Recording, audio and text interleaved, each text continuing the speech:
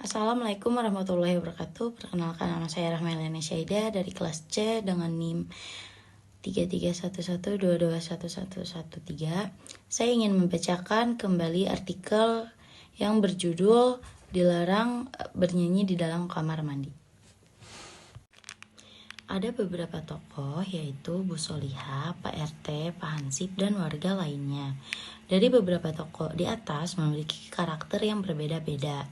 Tentunya, seperti Bu Solihah memiliki karakter yang berusaha dan mencari solusi dari permasalahan tersebut. Pak RT memiliki karakter bijaksana dan menjalankan tugasnya sebagai RT dengan baik.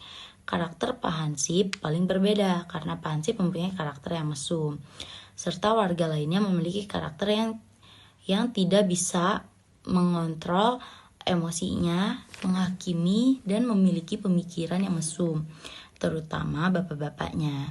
Awal mula cerpen tersebut adalah ada seorang wanita bernama Sus sedang berada di kamar mandi untuk mandi. Sus selalu bernyanyi dan membuat Pak RT mendekat ke arah suara kamar mandi tersebut.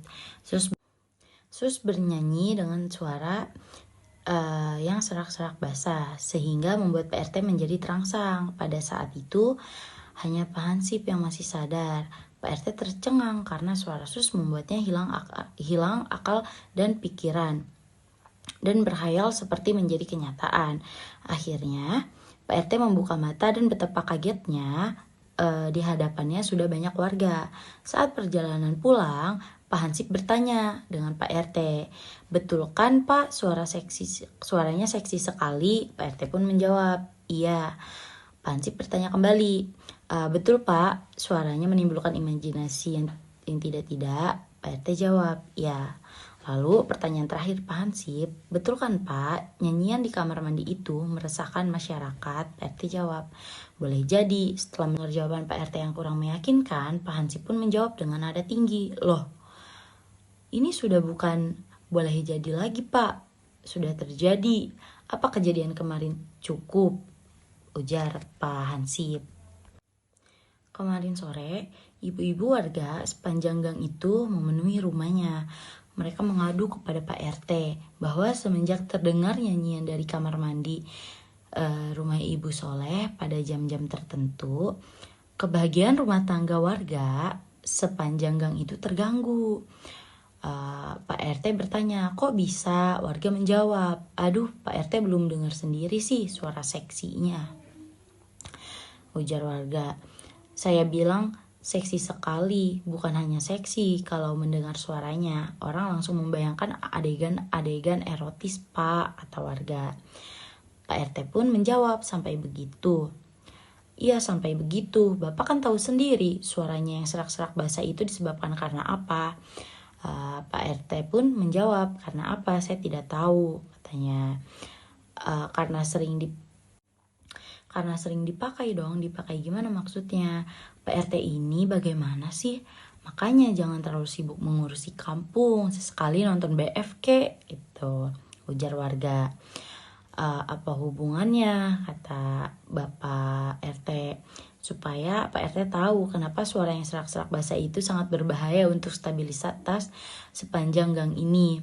"Apa Pak RT tidak tahu apa yang dimaksud dengan adegan-adegan erotis?" katanya. "Apa tidak tahu dampak bagi kehidupan keluarga? Apa Pak RT selama ini buta kalau hampir semua suami di gang ini menjadi dingin di tempat tidur?" ujar warga. "Masa gara-gara nyanyian seorang wanita yang in the coast di tempat Ibu Soleha, kehidupan seksual warga masyarakat harus terganggu? Sampai kapan ini semua berlangsung?" Ibu-ibu di gang tersebut sudah geram dengan wanita yang kos di kosan Ibu Soleha, dan ibu-ibu pun sepakat ingin mengusir wanita tersebut. Terus Pak RT pun bilang, loh, sabar dulu, semuanya harus dibicarakan baik-baik," kata Pak RT. "Dengan musyawarah, dengan mufakat, jangan main hakim sendiri. Dia kan tidak membuat kesalahan apa-apa. Dia hanya menyanyi di kamar mandi. Yang salah adalah imajinasi suami ibu-ibu tersendiri, ujar Pak RT.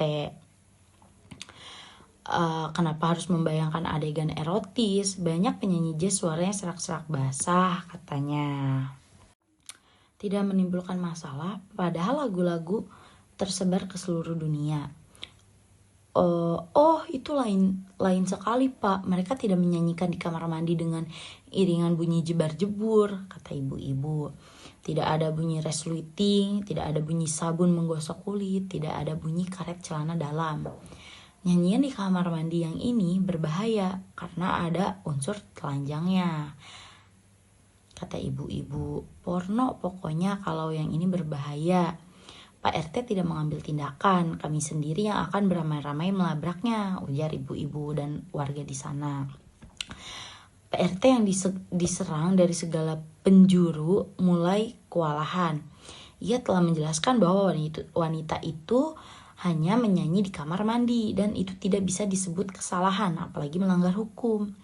Namun ia tidak bisa resah karena suami mereka menjadi dingin di tempat tidur. Ia tidak habis pikir bagaimana suara yang serak-serak basah bisa membuat orang berkhayal sebegitu rupa, sehingga mempengaruhi kehidupan seksual sepasang suami istri. Apakah yang terjadi dengan kenyataan sehingga seorang bisa bercinta dengan imajinasi?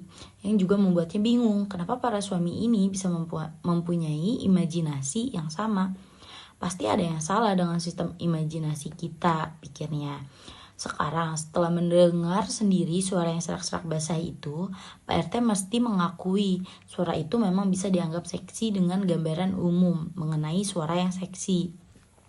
Meski begitu, Pak RT juga tahu bahwa seorang tidak harus membayangkan pergumulan di ranjang mendengar nyanyian dari kamar mandi itu, walaupun ditambah dengan bunyi biar karena Pak RT akhirnya tidak akan mengusir wanita itu, melainkan menghimbaunya agar jangan menyanyi di kamar mandi demi kepentingan warga di sini.